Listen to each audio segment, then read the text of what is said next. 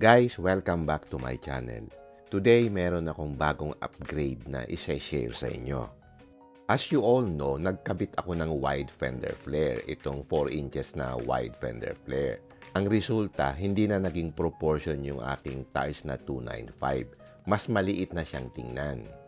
So ang ginawa ko, nagpalit ako ng mas malaki na gulong at mas malapad na mags. Ang ipinalit nating mags ay fuel spur na 17 by 9. Dati kasi naka 17 by 8.5 lang tayo. Tapos yung gulong na ipinalit natin is 35s na BFG KM3. So ganito na ang stance niya ngayon. Bumagay na siya ngayon dun sa wide fender flare. Gumanda yung ride niya kasi very VP yung tires. Napansin ko medyo mabagal yung acceleration kasi bumigat yung tires. Naisipan ko na magkabit ng throttle controller. Marami naman sa market. After some research, I decided to install yung I/O tuning. It's made in Germany at saka wireless siya. So by installing yung I/O tuning controller, I expect na gaganda yung throttle response. Hindi naman ako nagkamali kasi ang ganda ng naging resulta. Bumilis ang acceleration at parang ang gaan niya ngayong i-drive. Na-compensate niya yung bigat ng 35s na tires. So in this video, isi-share ko sa inyo ang features nitong throttle controller at papaano siya ikabit. Halika, samahan niyo ako. Okay guys, good morning. Nandito tayo sa Steadfast Autoworks. Pumunta ako dito kasi di ba nagpakabit ako ng size 35 na gulong, no? So napansin ko medyo medyo mabigat sa arangkada. So I did a research at I found out na meron pala nung mga throttle controller. So iba-ibang brand siya. At nakita ko itong I/O pedal. It so happen na dito pala sa Steadfast, dealer na kayo nitong nung I/O pedal. So meron kayo ngayon nun. So parang gusto kong magpakabit nitong I/O pedal, masubukan eh. So titingnan natin kung ano yung magiging resulta. But before that, siguro dapat i-explain natin sa mga viewers na ano yung advantage nitong I/O pedal. So parang gusto ko ding ma-share kung ano yung mga advantages nito. So pagbisita ko dito sa Steadfast naabutan ko nandito pala yung distributor nitong I/O pedal. So I took the opportunity na isama na rin siya dito sa ating vlog para at least may matutunan yung ating mga viewers. Okay lang ba na i-explain nyo sa amin to? Yes po. Kasama namin ngayon si Sir Rodel, ang product specialist natin sa I/O. So Sir, tanungin natin si Sir Rodel since siya yung mas nakakaalam nito para mas malaman din ng mga viewers Mas natin mabuti nga ganun, no? yung purpose ng I/O pedal natin. Si I/O pedal is a throttle controller. It is 100% made in Germany. So it's a plug-and-play device, wireless din siya. At the same time, we have 4 modes to choose from. Then we have 2 security modes also for added security features natin for anti-theft and balay mode. So plug-and-play lang siya, so it won't void the warranty. Then it has 4 modes to choose from para mas ma-feel natin or mas ma-check natin kung saan tayo comfortable na modes. Mhm. Then it has 2 security features, added security features like balay mode and secure mode. Yung secure mode naman is if ever na hindi na-detect yung remote or yung phone app natin connected sa device is made-deactivate yung pedal natin. So it's an added features para iwas anti-theft din. Then yung may balay mode tayo na nililimit lang yung speed natin to a certain speed like 40 to 60 kilometers per hour para if mostly ginagamit to pag nagpapabali tayo eh. Pag bale. Halimbawa, okay, ipapahiram mo sa sa anak mo para hindi niya Yes, mapabilis. Tama, Pwede sir. yun, no? Or may tinuturuan tayo na bata Okay. na mga legal age na syempre Oo. para hindi agad mag-accelerate. So ito, ang ginagawa talaga nito is to nire-remove niya talaga yung engine lag and throttle delay para mas smooth yung acceleration natin. Then mas mabilis tayo if ever na kailangan natin mag-overtake or sa mga paahon. Okay. Pero wala naman siyang effect sa engine, Kasi it's more on throttle response eh. Yes sir, bali wala tayong connection pagdating sa engine. So ang gagawin lang natin is plug and play sa may throttle socket. Oo. Then mabuboost na yung sa acceleration natin. Depende kung saan tayo comfortable na modes na ilalagay natin na Kasi, isi-set. kasi yung iba, di ba, nako-confuse sila between yung pagre-remap at saka yung throttle Yes, sir. controller. Oo. Magkaiba yung principle eh. Kasi Yes, yung sir. principle ng remapping, ini-increase mo yung horsepower nung engine by tinkering with the engine. Yes, sir. Opo. Dito, ang ini-increase mo lang yung acceleration. Yes po, acceleration. Para ma-increase mo yung yung acceleration mo at mawala yung delay Yes o po, lag, opo. no? Pero you're not increasing the horsepower. Yes, sir. Diba? Kung ano po yung stock horsepower natin, yun pa rin naman po. We just unleash the power po nung sasakyan through removing the engine lag and throttle delay. Okay. Tapos may warranty ba itong product nyo? Yes, sir. Bali 2 years warranty po tayo for the product. Bali, if ever may problem yung remote, i-replace po natin siya. Bali, hindi tayo nagre-repair since Okay. 100% kasi tayo made in Germany, order pa rin natin yung remote. So available nito sa inyo, Jason, no? Yes, sir. Available yan sa Steadfast. Available. Actually, sir, matagal na namin, mga 1 year na namin hawak si IO pedal. Okay. Then, ayun, minsan nakakalimutan ko lang din offer sa mga clients. Pero Okay. yun, sir, importante to since lalo na yung nag-upgrade tayo Oo. ng rig natin, medyo bibigat, mapapansin natin yung delay. Lalo na pag naka-size 35 tayo. Oo nga eh. Then, dun sa Jimny natin, sir, nagkabit rin ako kasi alam naman natin yung Jimny napakakupat. Yung Napakahirap Jimny. mag-overtake, yes, sir. Okay. So, sa mga Jimny owners dyan, yun yung number 1 na kailangan natin unahin sa upgrades natin. Oo. Para medyo may... Pero meron kaya itong I mean, makatulong din kaya sa power consumption in terms of, kasi siyempre, hindi hirap yung acceleration. Yes. So, less throttle input Yes. ka. Mas titipid ng konti, although siyempre, hindi siya significant, no? Mostly sa mga clients natin, ang nangyayari kasi, ang feedback nila is mostly parang same or medyo nabawasan since yun nga sir, hindi na nila kailangan idiin pa yung throttle, Yung throttle, to accelerate. Okay. So mas magaan na lang, minsan top and top na lang sila para while driving na lang. Okay. Sige. Okay, since nandito na tayo, so can you explain nga yung product? Nandito na yung product, no? Sige. Sige sir. Bali ito yung pinaka-module and remote natin for I/O. So here makikita natin yung mga modes, then yung dalawang security features natin. And dito naman is yung module natin. So yung module natin pwede na install natin dito using our cables. May cable siya. Yes sir. Sa cable naman natin is specific for vehicles lang naman siya. Hindi siya yung Okay. ganun ka-universal. Yun So- ang maganda doon, no, sir. For example, gusto nating ilipat yung IO pedal natin. So, kailangan na natin yung pinaka-cable para magamit natin dun sa isang sasakyan natin. Yes sir, correct. Yun ang pinaka-advantage niya. One of the advantage ng IO tuning pedal is pwede tayong bumili na lang ng cable para ma-transfer natin sa ibang sasakyan. So you can also sell cable or what? You Yes have sir. to buy it. Nag-ano rin po tayo ng cable lang din. Halimbawa, sa isang sasakyan, so cable lang bibilin ko. Hindi ka Yes, na bibili ng module. Yes sir, basta may module na tayo or kung gusto natin ilipat, pwede naman po, basta may cable tayong bibilhin, Okay. gagamitin. Okay. Ito na rin yung pinaka-manuals natin and yung mga adhesives sa pag-i-install natin. Okay.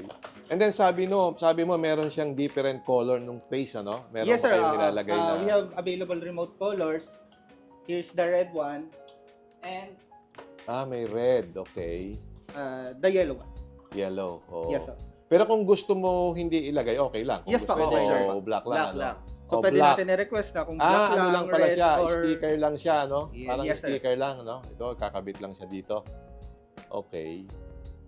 So, yun. So you have black, yellow, and red. red. Okay. Ganda. Ang maganda dyan, sir, at least pwede nating maitago, tama, sir? Yes sir. Kahit saan, kahit sa loob ng Mhm. compartment. So, hindi na natin siya kailangan idikit pa. Pero yung iba parang gusto nung dinidikit pa, no? Parang hindi nawawala. Yes, Oo. sir. Pero Meron at din least siyang maganda. parang pinaka-housing, no? Ganito, Yes, no? sir. Na pwede mo siyang dito. At yung pinakalalagyan Mm. niya, ganyan. Yes Sa sir. iba, So, sir, ganun yung ginagawa. didikit. Parang hindi mawala. Ano? Kung minsan, pag nawala yun, ang hirap no, pag nawala, no? Nakalimutan mo, nawala. Tapos security mode ka, paano yun? Yun sir, yun ang isa pang advantage ni IO.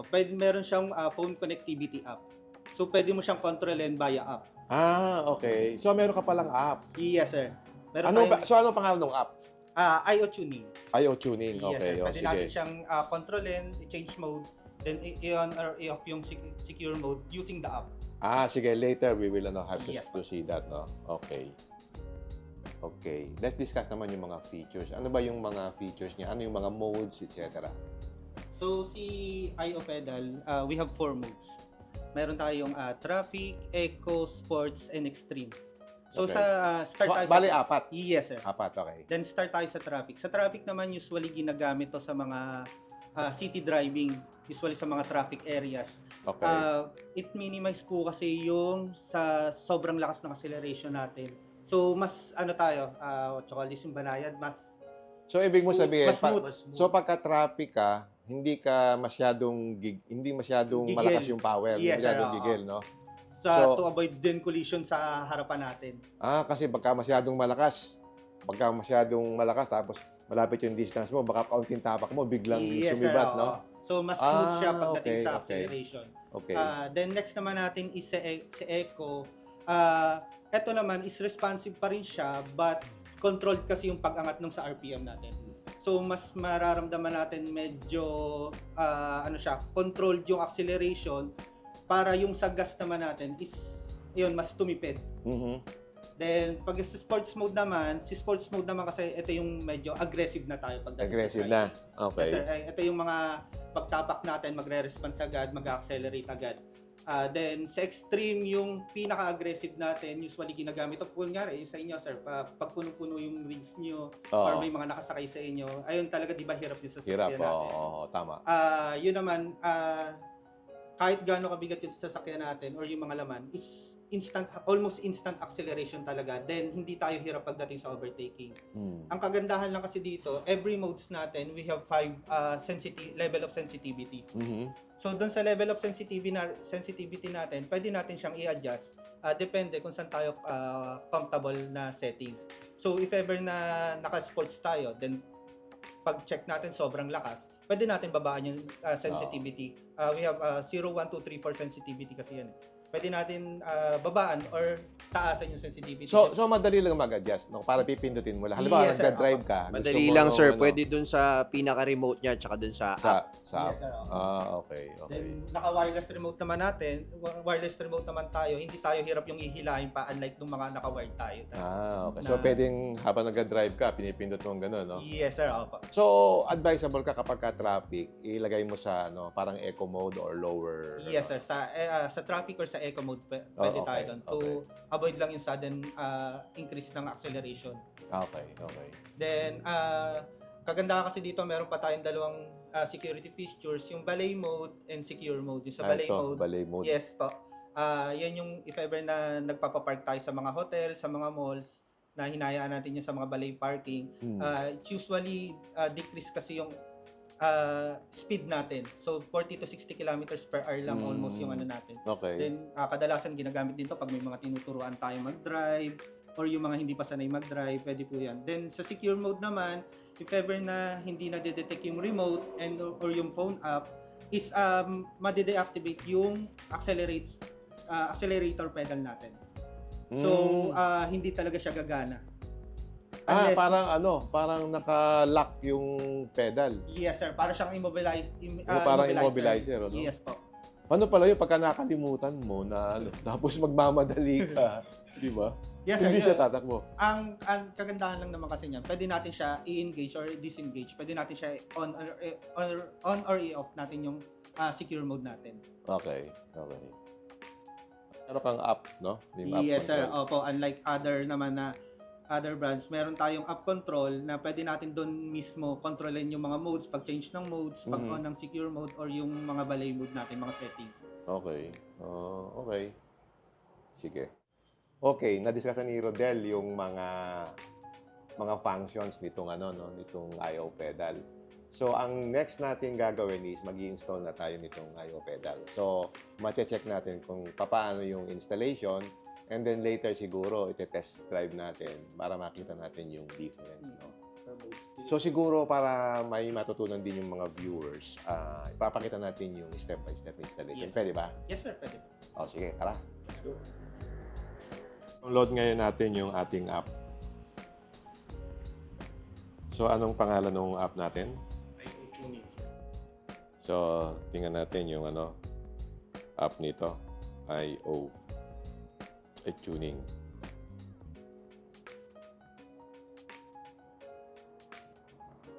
So, ito, no? So, I will get the app. Ito yung app niya. So, install natin ngayon. Install. Okay, ready na tayong mag-install. So, i-share ko sa inyo ang step-by-step procedure. Okay, so start tayo. So, ikakabit na niya ngayon. Sige, ipakita mo sa amin kung paano kabit. So, need lang natin to connect yung naka-module and wire niya. Ayan, okay. End-to-end lang naman. So, kailangan natin mag-snap talaga siya para secure tayo na. So, saan ikakabit ngayon yan? Ngayon ito, sir, doon po natin kakabit sa may taas po ng contents natin. Okay. Yan. Bali, yung male and female niyan, pag-iwalayin lang natin, then i-connect namin. Okay. So, located siya dito Lapit mo. mismo sa may taas ng throttle socket natin. So, bali ito yung socket na nakakonect dun sa gas pedal. Diyan mo ngayon ikakabit yung socket ng throttle controller. So, ikinakabit na niya ngayon yung socket nitong throttle controller. Tapos yung isang socket, ikakabit mo ngayon dun sa original position ng gas pedal. So, madali lang siya. Plug and play lang. So, yan. Nakakabit na siya. Tapos, meron siyang wire na nakakabit dito sa module. So, ito na yung module niya. Ikakabit natin dito sa bandang side. Pwedeng idikit dito sa side using double-sided tape. Pero mas maganda kung gamitan ng zip tie para hindi siya kumalas. Ganun lang. Yes, sir, ganun lang. Bali, 5 to 10 minutes lang installation. Nilalagyan na zip tie. Pero kami kasi, mas maganda lalagyan natin zip tie para hindi nagalaw yung pinaka-module. So, dito, finifix na niya yung location ng module. Again, aside dun sa double-sided tape, naglalagay siya ng zip tie para hindi siya matanggal. So, after po natin ma-install, i-tune naman natin para mag-match yung sa accelerator pedal natin, then sa IO. So, kailangan lang po natin naka-ignition on. Wake up natin yung remote. Then, pag ganito kasi nakakonect na po yung remote natin to module. So, kailangan na lang natin tapakan ng 2 to 3 times hanggang sa mag-bottom. Press mo lang Yes, sir. Opo. Okay, para mag-activate. Yes po. Then, after that, patayin natin yung sasakyan. Then, wait siguro mga 5 to 10 seconds. Then, tsaka natin engine on.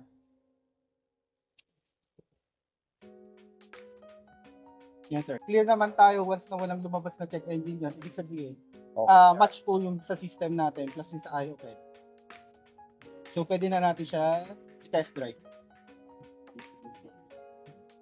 So, pag mag-change tayo ng modes, left and right lang po tayo from traffic, eco, sports, sports plus. Para saan itong sa left na to? Pagpapabalik, Yes, sir. Opo, pabalik. balik. So, yun yung different modes niya, yung 5. Yes, sir. Bali ito, yung sa on and off natin, ito yung pinaka-stock ng sasakyan natin. Okay. So, kung ano yung acceleration before natin install yung IO pedal, Yun ba yun? yung pa yung Okay. Yes, sir, naka-zero. Then, change lang tayo. Traffic, eco, sports, and extreme. So, kahit tumatakbo ka, pwede mo siyang Yes, sir, tama, sir. While rolling, pwede natin While rolling, yung, pwede. i-change ng mode. So, if ever mag-overtake ka, pwede tayo mag-change ng mode.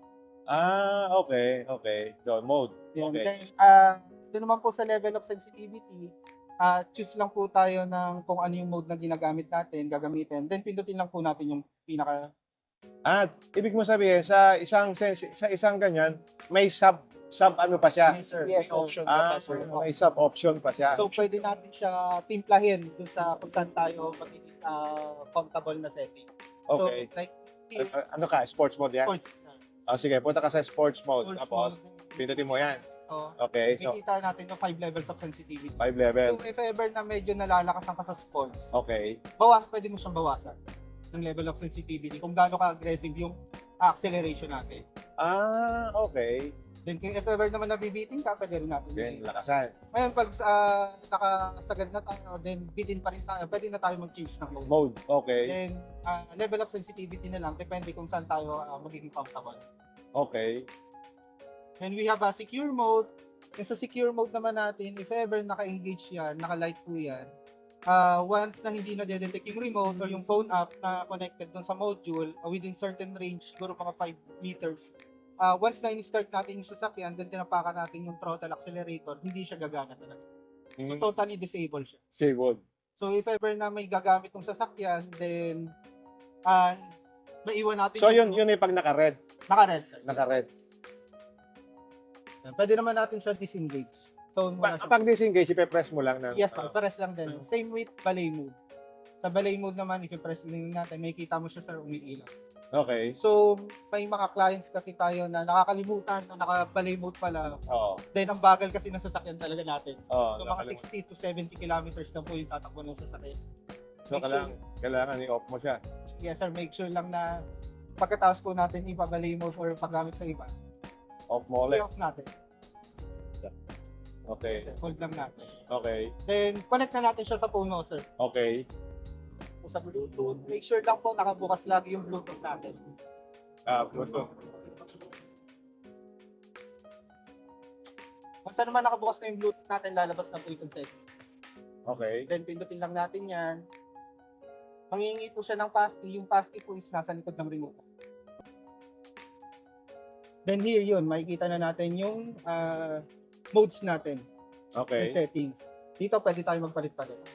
So, instead of using this, you can use this. Yes, sir. It's either lang yung remote ang gagamitin natin or yung phone app. Once Okay. na nakakonect yung phone app natin, Okay. hindi natin magagamit yung remote. Okay. So, once na okay, sige, I understood.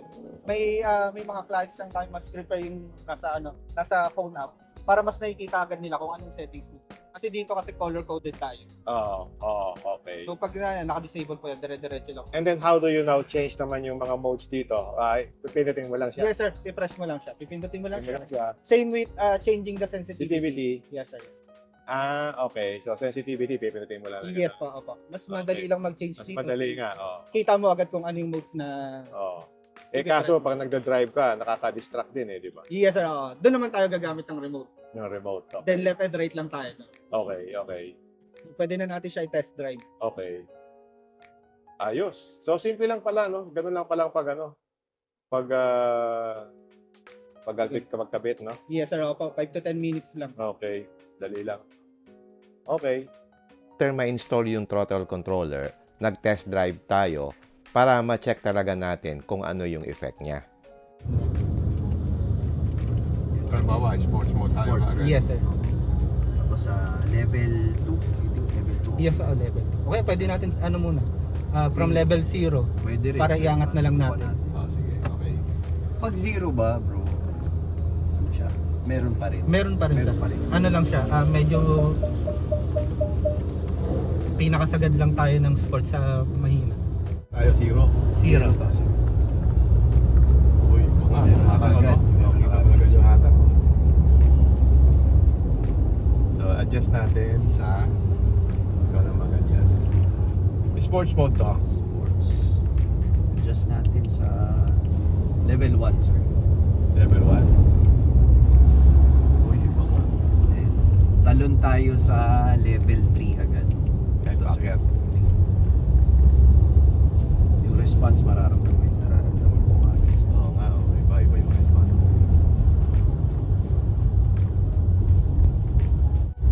Anong level to? 3, sir. 3. Oo nga, malaking tulong pala niya. Malaking tulong, sir. Nawawala yung delay talaga. Yung delay. Saka yung ano. Kasi nagde-delay kapag mabigat na yung rig eh. So, 4 tayo, sir. Ito na yung maximum. Sport. Yung extreme mamaya subukan na. So, konting tapak lang. Oo. Ramdam na kagad. So, ang tendency mo pala dito, parang kumakarera ka palagi. Parang ganun, sir. Yan, sir. Meron kagad.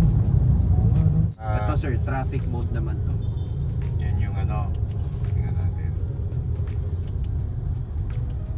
Yun. You can feel na Mabagal. Mabagal siya. Medyo Smooth lang. smooth na. Hindi siya ano. Pero it's better than the stock yung kanina. Hmm. The sa default natin, no? So parang kumaan talaga yung hatak niya. Kapag medyo ma-traffic, okay na siguro sir yung Eco mode, no? Snipat ulit natin sir sa sports mode. Yan sir. Ramdam kagad. Oo, bumigay, Ramdam no? kagad eh. Oo. Sports mode.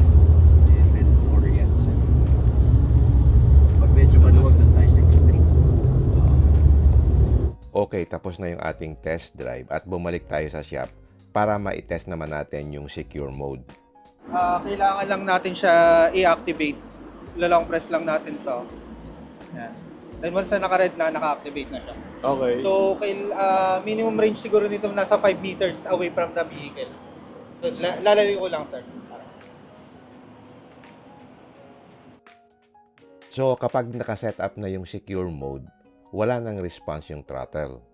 Bale, nakasecure na siya. Wait lang po yung secure mode pag wala yung remote sa loob or hindi siya nakakonect sa app.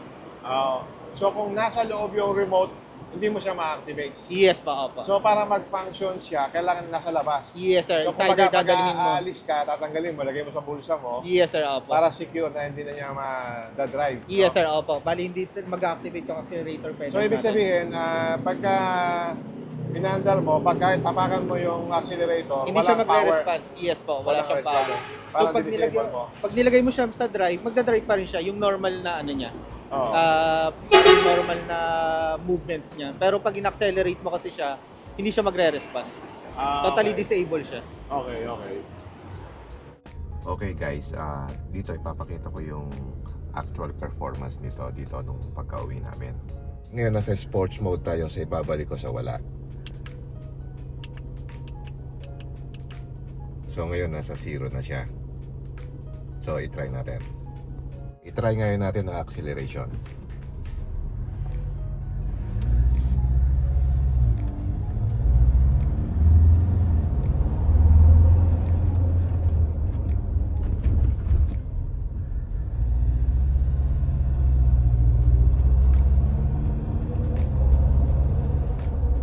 Punta ngayon tayo dito sa traffic mode to. So pindutin natin to.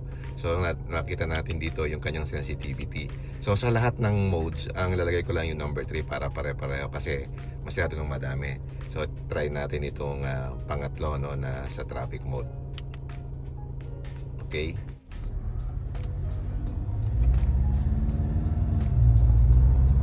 So makikita mo kagad yung response niya. Malakas.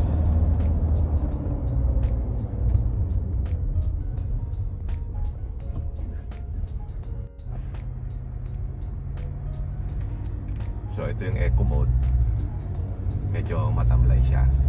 Hindi siya kasing responsive, no? So makita mo medyo slower yung acceleration. Okay, next natin itong sa sports mode. Ito yung lagi kong ginagamit. Ito sa tingin ko ang pinaka-optimize sa akin in based on my my experience or driving habit. So ito yung gagamitin natin. So okay, nandito tayo sa level, no? Okay.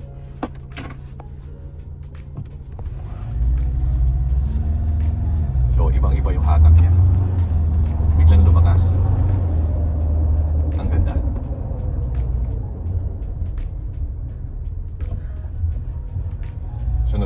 Ang sunod nating i-test yung sa extreme mode. Ito yung pinakadulo. Okay, nandito ngayon tayo sa extreme. Ito yung pinakamalakas. So punta ngayon tayo doon sa kanyang sensitivity. So balik tayo dito sa pangatlong sensitivity ng extreme. Okay.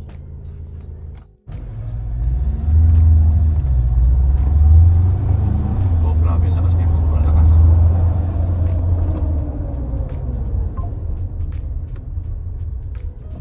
Ang lakas ng extreme. Yun, extreme mode tayo. Tapos lagay natin sa pinakamataas na setting. Yan.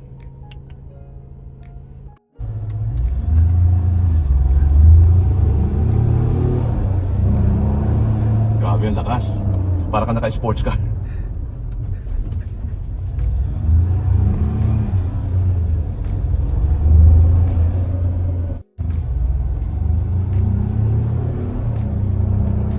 Grabe Grabe yung lakas. So gandang-ganda ito pagka sa highway ka. O kaya twisties, no? So ngayon nasa pinaka-highest ako na setting. So pagka ganitong medyo mabagal, parang hindi siya bagay kasi nagse-search siya ng bigla eh, you know? Parang nakakatakot. So kailangan doon mo talaga ilagay siya sa pinaka yung economy side, no? Okay, useful ito kapag ka yung sa mga overtaking kasi doon kailangan mo talaga ng malakas na acceleration. So maganda yung throttle response. Pero pagka ganitong matraffic, parang hindi talaga siya bagay kasi parang sumisibat talaga siya eh. Mahirap din siyang kontrolin, especially kung hindi ka talaga maayos mag-drive, no? So mas maganda for safety, doon mo na lang ilagay siya sa mas lower na setting. Sa akin, ang pinaka-optimal sa akin yung sports mode. Ito. Yan, no? Tapos ang sensitivity ko dito lang sa pinakagitna, sa middle lang.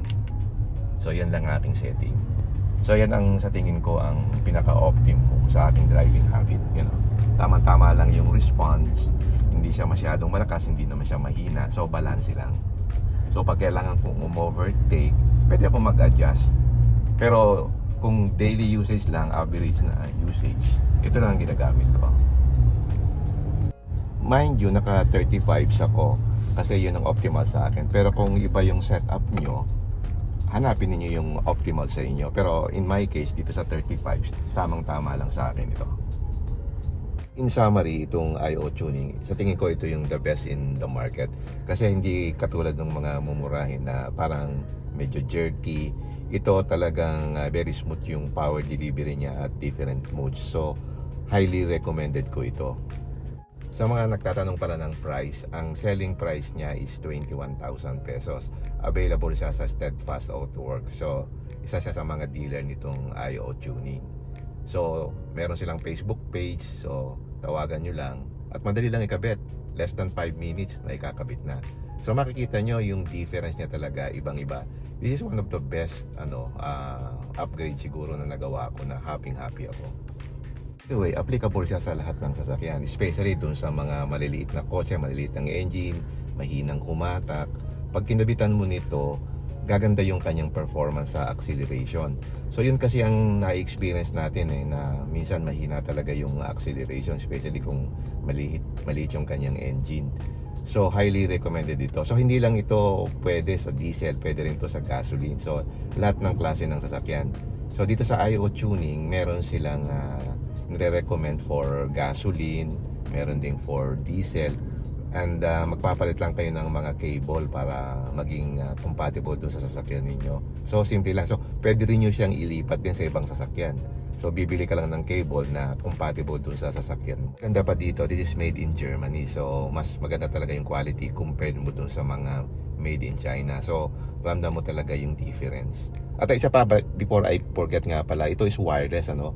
So, pwede mo siyang bitbitin o itago, pwede mo rin siyang ikabit dito kung gusto mo. Kasi yung ibang controller, meron siyang cable na nakakabit dito, so parang pangit tingnan. Mantalang ito, malinis, pwede mo siyang ilagay dito. So, pwede mo rin, pagka gusto mong ilagay sa bulsa mo kung aalis ka. So, safety siya. So, mas madali siyang gamitin kasi habang nagda-drive ka, pwede kang mag-select ng mode. And then, kung gusto mo naman, pwede mo rin gamitin yung app dun sa phone. Pero pagka nagda-drive ka, I don't recommend using the phone. Kasi, nakaka-distract siya sa driving. Hindi siya safe, no? So, mas maganda ito kung hawak mo. At least, pag sanay mo na pagpindot nito, tama-tama lang. Another thing, since wireless ito, so malinis siya. Kasi ako, ayoko talaga ng may mga cable dito eh. Even yung mga dashcam ko, tinatago ko talaga yung cable para malinis siyang tingnan. So, yun, kung gusto nyo talaga is wireless, wala yung mga dangling wires, malinis, mas maganda itong system na ito. At kung may magtatanong kung meron bang siyang effect sa fuel economy, as of now, I think meron siyang 10% difference sa kanyang fuel consumption. Kasi as of now, konting application lang ng throttle ang ina-apply ko. Dati kasi sa city driving, ang consumption ko is about 5.8 kilometers per liter. As of now, I'm getting about 6.8 to 7 kilometers per liter na. So, that's about 10% improvement. Okay, yun lang. I hope meron kayong natutunan dito sa product na throttle controller ni I/O Tuning. Kung meron kayong questions, ilagay nyo lang dito sa comment section below at itry kong sagutin. Okay, if you like this video, don't forget to like, share, and subscribe. Until next time, see you again my next vlog. Bye!